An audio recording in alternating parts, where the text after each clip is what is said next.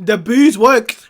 The booze worked. Bullying works. That is the title of this video today, because Real Madrid have just beaten Monaco 6-1 in the Champions League. That was an absolutely smashing. But listen, we're not just talking about Real Madrid. We're also talking about the big names like Arsenal. We're talking about Inter. We're talking about Manchester City. And we're going through all the games tonight. But let's just start with Real Madrid. Of course, coming into this game, Real Madrid got booed in the last game against Levante. And this was titled let's see how they're going to do. Let's see if these guys have learned. And that's exactly what happened today, because Real Madrid absolutely dominated this game. I mean, they were absolutely unbelievable.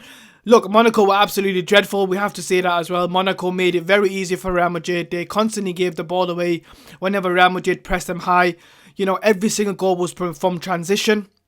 And of course, this was the Vini and the Mbappe show, because of course Mbappe getting 2 goals of the game and Vinicius Jr. also getting 2 assists as well and getting a goal. So look, this was a goal fest. Franco Mastantuono, of course, getting the start, getting some goals as well. And look, Arbeloa is going to be happy about this game, because of course he needed a great win, and he needed a convincing win, and Mbappe and Vinicius just absolutely ripped apart Monaco, especially Vinicius Jr. Look, I've criticised him a lot. I've criticised his behaviour, as it should be. But I think today he showed, when he is on song, he's one of the best players in the world. But look, it's not enough.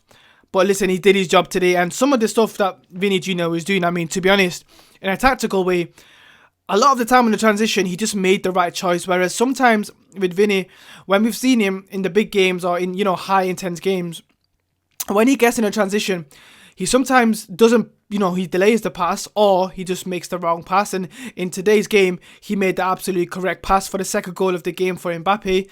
Camavinga does a nice flick to Arda. Arda sends him through. And of course, when he's through, outsides the foot set for a due goal for Kylian Mbappe for the 2-0. So other things like even the Mastantuono goal for 3-0. I mean, great build-up play from him in terms of, hold-up play.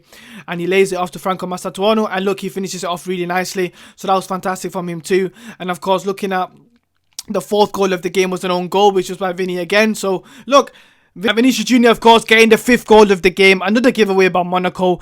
Vinicius Jr. getting to the box and just smashes it in. Jude Bellingham getting the 6th goal as well. Look, the bullion worked. The booze worked. The Bernabeu.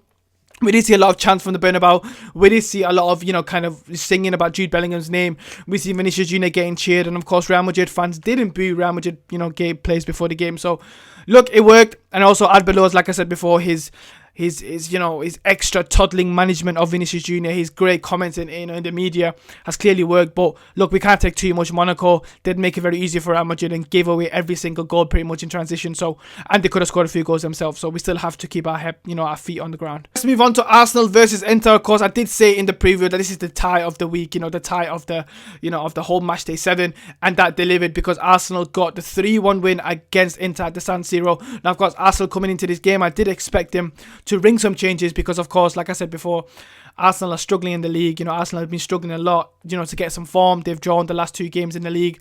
And I thought this is the best time for them to get some rest, because players like Zubamendi, players like Rice, they have struggled a bit, with their kind of, just with their form and just with, kind of the sharpness. And I thought this is the best time to get some rest. Now, and it did. Rice didn't play this game. Of course, Saka side up front. Gabriel Jesus started up front, so Gyökeres got on the bench as well. But look, Gabriel Jesus got goals in this game, and so did Gyökeres. So look, this was an important game for Arsenal, important game for the strikers to get a goal. Of course, Gyökeres massively struggling with confidence, and he got that goal again. And look, Inter have lost another big game. I did say before, they lost to Liverpool already this season. They've lost to Atletico Madrid, and now they have lost to Arsenal. They can put them on that list as well. So a huge shame for Inter, of course. I mean, look, they didn't create enough. 1.55 XG to Arsenal's 2.12. Arsenal having the 17 shots, Inter having the 18 shots. When you're the home team, you shouldn't be allowing the away side to get 17 shots against you. And Arsenal also created 3 big chances, 2-1 to Inter. So in terms of the stats, this was a clear game. I only managed to watch a bit of it. But Arsenal, again, the most perfect team in the Champions League. That's 7 out of 7 now, only 2 goals conceded. And they're by far the best team in the world at this moment in time. Let's just move on to the shock of the evening, the disaster of match day 7. Bodo Glimt versus Manchester City in the early kickoff, and they lost 3-1 tonight. And that's another bit of another bit of misery for Pep Guardiola and Man City, because of course they did just lose to Manchester United at the derby on the weekend.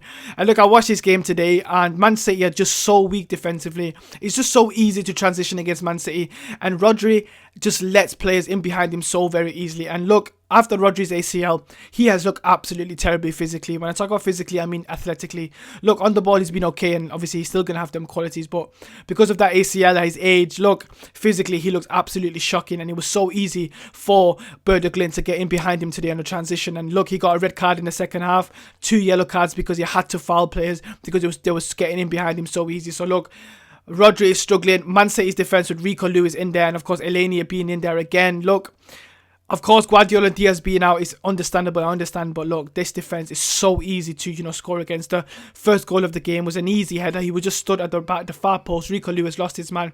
Look, these are things that you can't change. These are things that, defenders, either you've got it or you don't. And Man City at this moment in time just don't have that. And let's move on to Pep Guardiola. I mean, he's in huge trouble because there's already doubts about Enzo Maresca possibly taking over his job before he got sacked, in the summer. But with Enzo Maresca being sacked now by Chelsea or left by Chelsea, and Pep Guardiola, there are rumours that he is considering his future at Man City. Can he, is the message from Pep Guardiola just gone?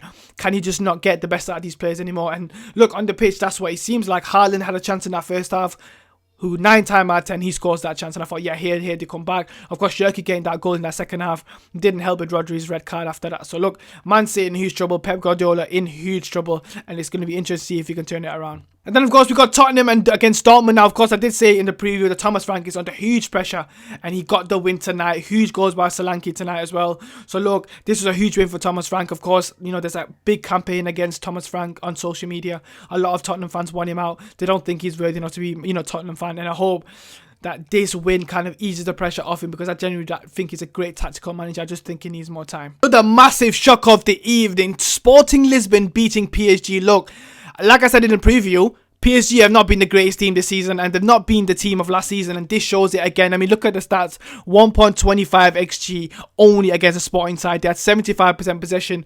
They had 28 shots, 6 on target. They created 0 big chances. Now, look, this is a huge problem because Dembele started the game, Barcola started the game, Desiree Doué started this game. Look, they had good enough attackers to win this game, and they constantly falter in this moment in time, PSG. They have not had the greatest season. They also lost in a cup over there as well. So, PSG I've got some issues this season, like I said before, with injuries, but they're still not getting the momentum correct. Let me know your thoughts in the comments. Of course, Real Madrid smashing Monaco 6-1. We shouldn't get too carried away, of course. Monaco were terrible tonight. They did give away a lot of balls, but of course Real Madrid did pressure him a lot as well. They did do a lot of counter press. So look, we'll still have to give credit to Vinny, we have to give credit to Mbappe, give credit to a lot of the other players. They did have a great performance tonight. But let me know your thoughts in the comments about all the other games. Which was your standout fixture? Who did you enjoy watching the most? And of course, until next time, like, subscribe, Hala Madrid.